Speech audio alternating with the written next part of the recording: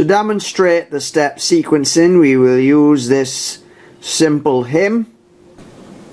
So this is how it looks when it's turned on, and what you will need to do is you will need to first of all press the sequencer button, and you will need to get rid of whatever song has been loaded on power up. But what you may prefer to do, instead of blanking it, because you can do that too, you can just press the shift and go to the song utility and select song clear. But before we do that, we are going to load a song that is similar to the one we're doing, because as I said, we're doing a hymn, and I often put hymns into the sequencer so that I can work out accompaniment since I'm playing second keys. So basically, if I select any hymn and I click on load and I load it, that's going to automatically have the particular studio set hymn practice that I have here. So all the levels are set in the mixer so that when I move down on to channel 2, just come down here to channel 2 and play along with it, I will get the levels correct between the recorded part and the part that I'm playing. Now, if at this point in time, after having loaded another hymn with an optimized studio set, I go and clear by pressing the song clear. There we go, clear song. All I've done is clear out the sequencer, but my studio set and my assignment, my tone assignments to the individual channels and my mixer settings will still remain. We check the time signature to make sure it's what we want. 4/4 is the default. If we needed to change that, we would press the shift, go to the song utility, and just select time signature here. We would go select, and there we can change either the beats or the note value and to whatever we want. The next thing we do is press the record button, and because we are doing step recording, we press the step record, which is over here on the left. And we can, if we were inserting some more, we could pick any measure that we wanted to, any bar that we wanted to put it in. But we're starting from the beginning, so 1/1 is fine, so we press start and we see the piano roll. Now the only thing we have to set here at the bottom is if we want, it's set for real velocity, which really doesn't suit very good when you're entering this way. But if you wanted to do that, you could leave that on real and just enter the notes with the force that you want them to enter. I'll just put it to maximum right now, so it's either real or a value. So 127 being the maximum. Then we come over here for the gate time. Well, this selects like how staccato or legato your playing is. Normally I set that to about 96. And it will remember these settings if you record several songs one after another. But when you come into this for the first time after powering up, you usually have to set it. So the only other thing that we need to be changing constantly here now is the note value. We would need to change that as we enter our score. And then we use these bottom menu buttons to navigate. We can step forward or backward in the song if we want to. If we press the step backward here, this undoes or deletes what we just entered. But with the step buttons here on the right, we can go to anywhere in the song that we want. And then we have these three: tie, untie, and rest, which we would use as appropriate. the tie is the most useful of all, particularly in the step mode which we're in, because it allows us to get note values which are not actually in the menu. Okay, so the first note that we're going to enter in our 4/4 time is the minim. So let's come here, and we have half notes there now shown. So we just play, and as I said, I'm going to play all of them at the same time because I'm going to put them all into one track. So I just played the first few, and then the next value is a dotted quarter note. So we just rotate that down one. There we have a dotted quarter note there, and once again we enter that, and finally we have an eighth note to complete the bar, so we just rotate it to the eighth. There we go, and we have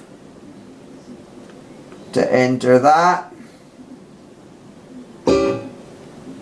So we've now reached the third bar, and here we have some eighth notes in the treble clef and some quarter notes in the bass clef.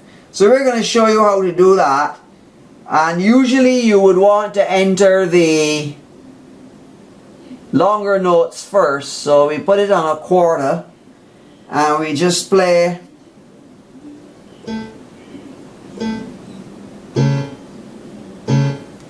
and we've completed bar 3.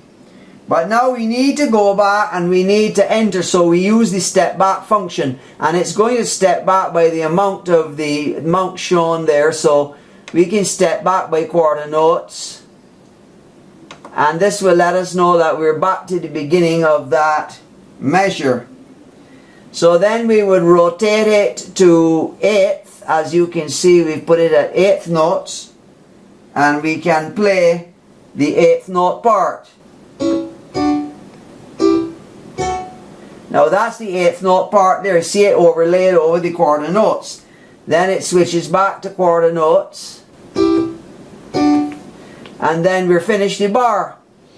You can put a single note per track if you want, which is what I have to do when I'm putting classical in for the synthesizer, because it's a monophonic synthesizer. So even though it's got multiple channels, each note has to be on a separate MIDI channel. Last thing we want to do is to save our song. Notice the little yellow tick there, it means it's not been saved. So you don't want to lose all your hard work.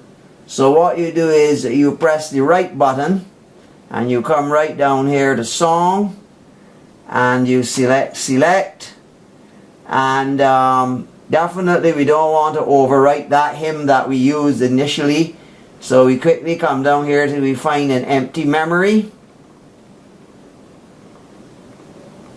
There we have init. So we find the next init, and now we have to name it. So we press rename, we select the letters, and we come across using the arrow keys.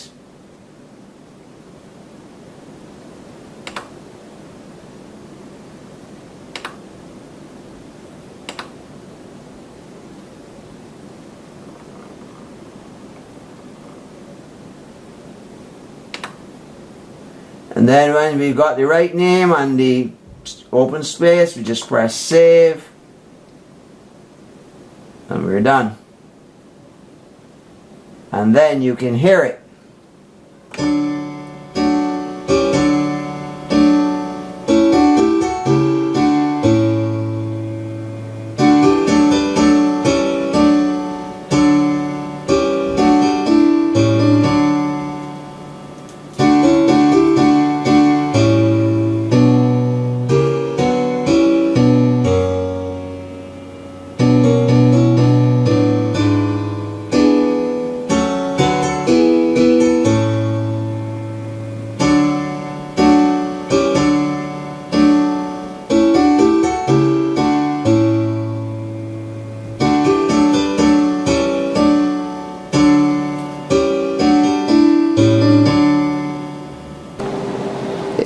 going to do a tie, you have to enter the tie before you enter the shorter note.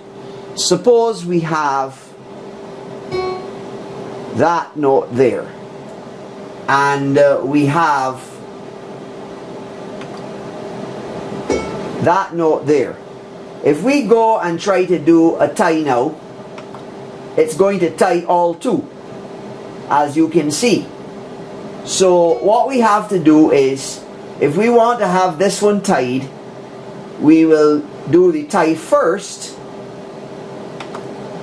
and then we will go backwards and do the other note second. Now what happens is that when you have several notes like that, and you now try to go to delete them, you create issues. In this particular case, everything will delete, even though we're only halfway through. But there are other situations where when you make a mistake, or you discover the mistake, and you go back through adjusting the size of the note value and deleting, you end up with extraneous notes that you don't want in the song. So you have one of two choices. You can either use the microscope to delete them individually, or you can go and just delete the bars themselves, the measures themselves. So we're gonna explore both options now. First, using the microscope. Alright, to get to the microscope, you have to exit the step mode, and you need to select Shift and Microscope here, like so. Delete anything here with erase, whatever the cursor is highlighted. You can also press the button here and go over and change note values, timing values, and even event values. But what I'm saying is note and timing values.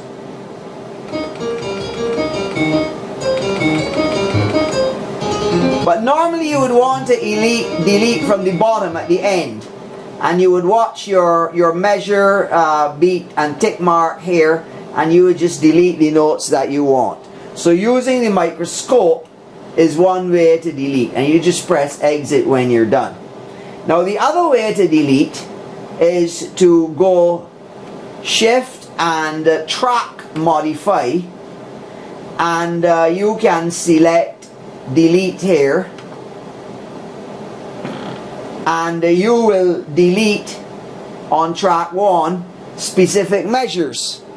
But it's usually better to select erase, because you don't want to delete specific measures, you just want to get rid of notes and keep the measures. So if you go Track Modify and you select erase instead, then it brings you to this window here where you select the track that you want to do the erasure on, you select the measures, and then you can select the specific events. So you can have all. So you would use the erase if you're just erasing notes but keeping the measures, and you would use delete otherwise. Have an undo button here which will undo. Just hold Shift and select undo, and that will undo the last mistake you made. Other options that you would want to do in the track modify would be, of course, the most other common one between erase and delete is copy. If you select copy, then you can copy specific tracks, as you can see here. You can copy from one track to another. You have a track and a destination track. Notice you have like the measure, source measure and destination measure, and you can copy it multiple times. So this copy screen is very, very powerful. It allows you to copy measures to the end, like if you want to repeat a chorus or repeat a verse, you don't have to enter it all over again. So basically, if you're entering from score, you would just enter unique music, and then you would copy. Thanks for watching, and see you in the next video.